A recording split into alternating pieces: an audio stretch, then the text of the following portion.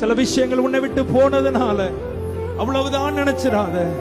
உனக்கான ஒரு புதிய பாதையை அவர் ஆயத்தப்படுத்தி, உனக்கான ஒரு புதிய தரிசனத்தை அவர் ஆயத்தப்படுத்தி, உனக்கான ஒரு புதிய வாசலை அவர் ஆயத்தப்படுத்தி, உனக்கான ஒரு புதிய மனித தயவை அவர் உனக்கு ஆயத்தப்படுத்தி, உன்னை பராமரிக்கும்படி, உன்னை தங்கி இருக்கும்படி, நீ வாழும்படியாய் உனக்கு ஒரு காரியத்தை அவர் ஆயத்தப்படுத்தி வைத்திருக்கிறார். ஆமென் சொல்ற பிள்ளைங்க, இப்ப வந்திருக்கிற பலவீனத்தினால, இப்ப வந்திருக்கிற வியாதியினால, இப்ப நீ பட்டிருக்கிற கடன் பிரச்சனையினால, இப்ப சந்தித்த அந்த இழப்புகளினால, அந்த நஷ்டத்தினால வற்றி போயிட்டோன்னு நினைக்காத. கர்த்தர் உனக்காக ஒரு புதிய காரியத்தை தொடங்கி இருக்கிறார். தேவ பிள்ளையே, மகனே, மகளே, தேவ பிள்ளையே, அவர் உன்னை விட்டு விடுகிற தேவன் அல்ல.